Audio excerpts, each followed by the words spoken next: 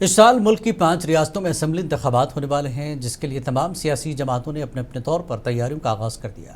इस दौरान मुल्क की बड़ी अपोजिशन जमात कांग्रेस ने भी तमाम रियासतों के लिए असेंबली इंतखाबात के लिए कमर कस ली है। तमिलनाडु कांग्रेस के सदर सिल्वा पुरंथागई ने कहा कि कांग्रेस पुदुचेरी के इंतखाबात में 16 सीटों पर मुकाबला करेगी, जबकि डीएमके 12 सीटों पर अपने उम्मीदवार खड़े करेगी।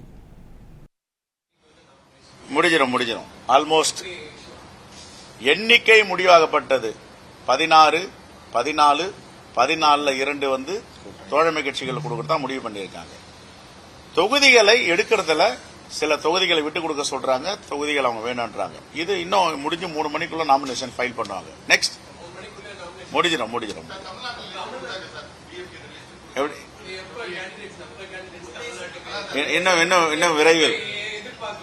இன்னும் விரைவில் கொடுத்துட்டோம். कांग्रेस ने आज असेंबली इंतखाबात के पेश नज़र कर्नाटक के विद्यागिरी में रोड शो किया। ये रोड शो विद्यागिरी कॉलेज के सर्कल से शुरू हुआ, जो तहसीलदार ऑफिस तक पहुंचा। इस रैली के बाद उमेश मेनी ने चीफ मिनिस्टर और डिप्टी चीफ मिनिस्टर की मौजूदगी में अपना पर्चा नामजदगी दाखिल किया।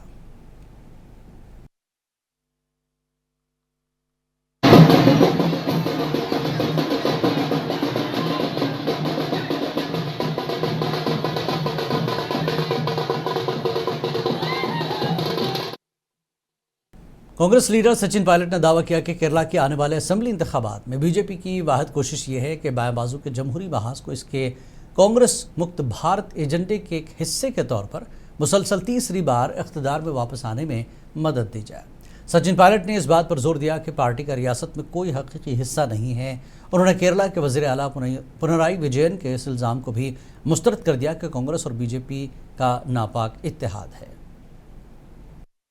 No, I think our selection for candidates has been quite decisive, and today being the last day of filing nominations, and all of our candidates, Congress and UDF, will file nominations. We've had a good mix. There's been a lot of youngsters who've been given opportunities to contest. Also some senior people who have a lot of experience and have worked in the political field. So ours is a very mixed, balanced set of people that we are putting forward.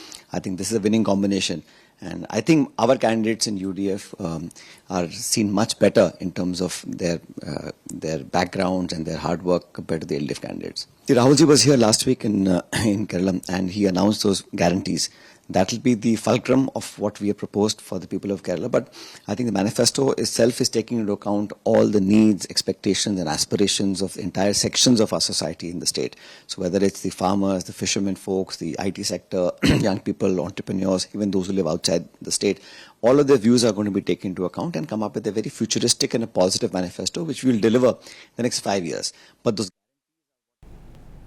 Kerala के Kambala state में तकरीबन 200 तमिल ख़ानदान रहते हैं। वो यहाँ 4 दहाइयों से ज़्यादा अरसे से मुकीम है। इनके घर सदियों पुराने हैं। झोपड़ियाँ खस्ताहाल हैं, तरक्की के आसार नज़र नहीं आते। आइंदा असेंबली इंतखाबात को लेकर यहाँ कोई सरगर्मी नहीं है। इंतखाबी मुहिम का कोई नामो निशान नहीं। इलाके के लोगों का कहना है कि उनकी रोज़मर्रा की ज़िंदगी जद्दोजहद से भरी है। उनके खदशात इससे ज़्यादा अहम हैं कि वो किस को वोट देंगे।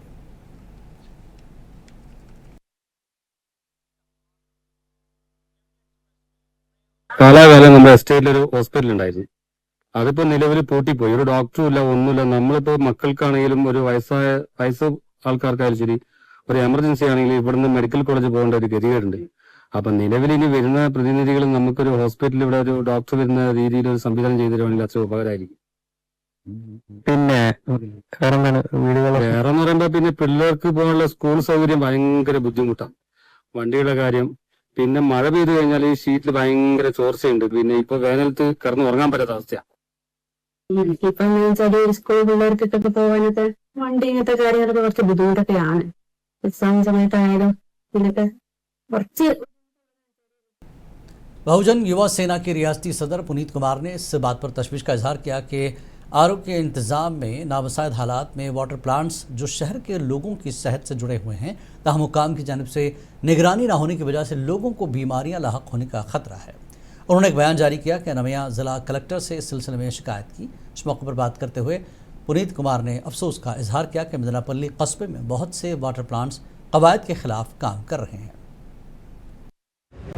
మదనపల్లి పట్టణంలో ప్రజల ఆరోగ్యానికి ముడిపడిన ఆర్ఓ ప్లాంట్ల తనిఖీ విషయంలో అధికారులు వహిస్తున్న నిర్లక్ష్యం పట్ల మరియు వెంటనే ఆర్ఓ ప్లాంట్లను తనిఖీ చేసి వాటిపైన చర్యలు తీసుకోవాలని చెప్పి ఈరోజు బహుజన్ యువసేన బీవైఎస్ ఆధ్వర్యంలో స్థానిక కలెక్టర్ గారికి ఫిర్యాదు చేయడం జరిగింది. ఈ సందర్భంగా మనం గమనిస్తే మదనపల్లిలో చాలా చోట్ల ఆర్ఓ ప్లాంట్లు ఉన్నాయి.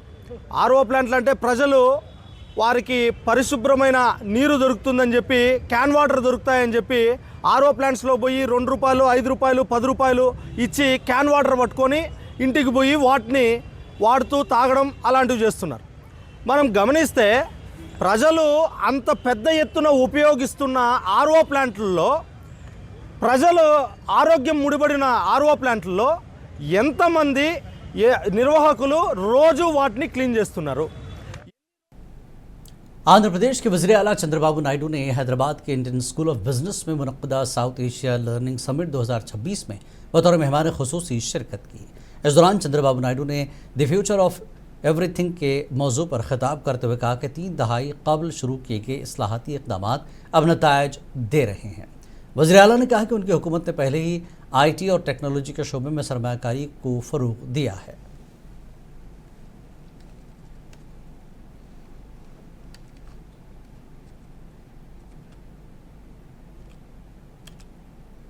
आंध्र प्रदेश असेंबली स्पीकर ने रामनवमी तकारीब को शानदार अंदाज में मनाने की अपील की। कैंप ऑफिस में प्रेस कॉन्फ्रेंस के दौरान कहा कि 27 तारीख को मुनक्किद होने वाले इस त्यौहार पर हल्के के 101 पंचायतों के राम मंदिरों में इज्तिमाई तौर पर कल्याण उत्सव और खुसूसी पूजा का एहतमाम किया जाएगा। ఈ నెల 27వ తారీఖున అంటే శుక్రవారం నాడు శ్రీరామ నవమి పండుగ జరుపుకుంటున్న సంగతి మీ అందరికీ తెలుసు.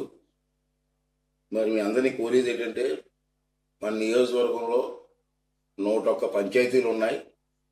ఈ 101 పంచాయతీల్లో కూడా మీరు అందరూ కలిసి రామ మందిరాల్లో, మీ గ్రామ రామ మందిరాల్లో శ్రీరామ నవమి పండుగ చేయవలసిందిగా మీ అందరికీ కోరుకుంటున్నానండి. ఊర్లో అందరినీ పిలిచి, పెద్దలందరినీ పిలిచి శ్రీరామనవమి పూజ చేసి ఈ కార్యక్రమాన్ని విజయవంతం చేయవలసిందిగా మీ అందరినీ కోరుకుంటున్నాను.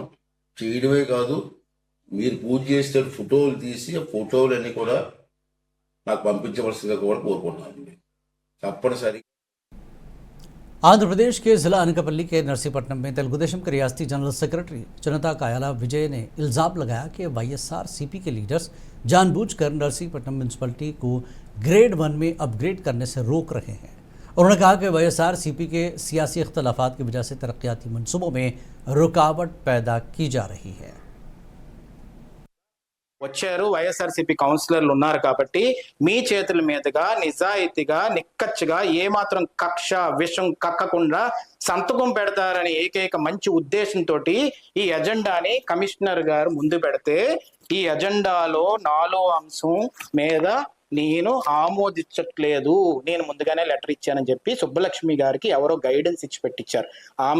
ఆమె పెట్టింది కాదు, ఆమె ఉద్దేశంగా పెట్టింది కాదని నేను అనుకుంటున్నాను. ఎందుకంటే ఆమె ఈ అంశాన్ని క్లియర్ గా చదివి ఉన్నది, ఆమెకి ఇష్టమే కాబట్టే ఇది డిస్కషన్ బయటకు వచ్చి ఉంటది।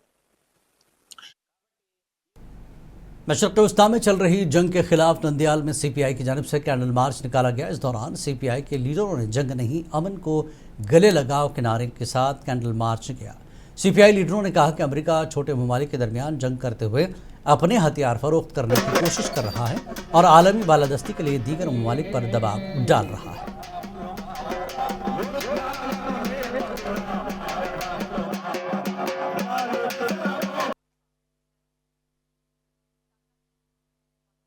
ఇంకో పక్కేమో మేము అనుకున్న పద్ధతుల ప్రకారం ఇరాన్ లో మొత్తం అంతా కూడా నాశనం అయిపోయింది, మా టార్గెట్ పూర్తి అయింది, యుద్ధం త్వరలోనే ముగుస్తుందని ఒక పక్క చెప్తాడు.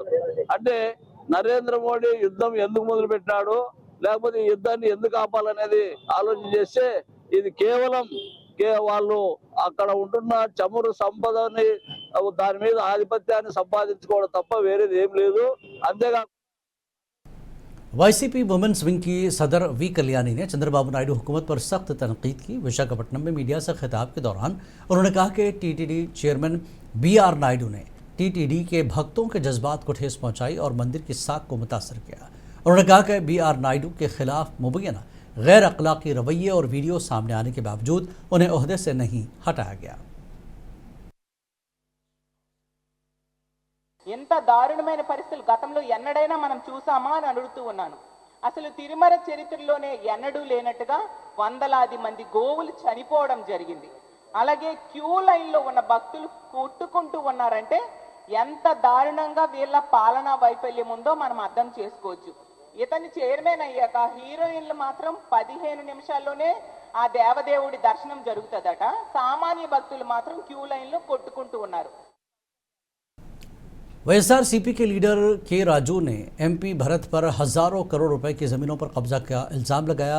विशाखापट्टनम में प्रेस कॉन्फ्रेंस से खिताब के दौरान उन्होंने कहा कि तकरीबन 5,000 करोड़ रुपए मालियत की ज़मीनों पर गैर कानूनी कब्जा किया जा रहा है और अदालती मुकदमात के बावजूद गैर कानूनी तामीरात जारी हैं। ప్రభుత్వ భూమిని అధికారంలో ఉన్న ఎంపీ గారికి సంబంధించినటువంటి ఒక ఎడ్యుకేషనల్ ఇన్స్టిట్యూషన్ పేరుతో ప్రభుత్వ భూమి అని అధికారులు ఏర్పాటు చేసిన ఇది ప్రభుత్వ భూమి, ఆక్రమణదారులు శిక్షార్హులు అని అధికారులు ఏర్పాటు చేసిన బోర్డులను తొలగించి అందులో అక్రమ నిర్మాణాలు చేపడతా ఉన్నారు. గీతం विशाखापट्टनम के अल्लूरी सीतारामा राजू विज्ञान केंद्र में अवामी सेहत पर एक अहम इजलास मुनक्किद हुआ, जिसकी सदारत डॉक्टर के श्रीनिवास राव ने की। इस मौके पर तेज़ रफ्तार दौर में महफूज दिल के मौजू पर एक किताब की रुनुमाई अंजाम दी गई। सीनियर डॉक्टर नरसिंगा राव ने बताया कि हाल ही में कैंसर पर भी एक किताब जारी की गई थी, जबकि नई किताब में दिल के दौरे की वजूहात, एहतियाती तदाबीर और बचाव के तरीके शामिल हैं। ఇది కాకుండా ప్రజల హక్కుల గురించి కూడా నేను అంతకుముందు ఆడపిల్లలలో ఎర్లీగా క్యాన్సర్ వ్యాక్సిన్, హెచ్పివి వ్యాక్సిన్ ఇస్తే భవిష్యత్తులో వాళ్ళకి గర్భించి క్యాన్సర్ సర్వీస్ రాకుండా ఉండాలంటే వ్యాక్సిన్ ఇవ్వాలి. అది అందరికీ అవేర్నెస్ చాలా క్యాంప్స్ పెట్టాం.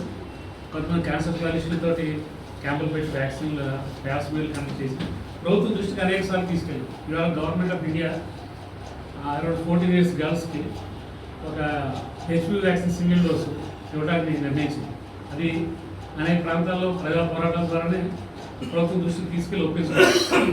అదేవిధంగా చాలాసార్లు నేను గవర్నమెంట్ కాలేజెస్, మెడికల్ కాలేజెస్ ఉండాలి, అట్లా ఇంప్రూవ్ చేయాలి, ప్రైవేటైజేషన్ వద్దు, గవర్నమెంట్ కాలేజీలో ఫెసిలిటీస్ ఇంప్రూవ్ చేయాలని అనేక అకేషన్స్లో ఫైట్ చేసాం. ప్రజల దృష్టి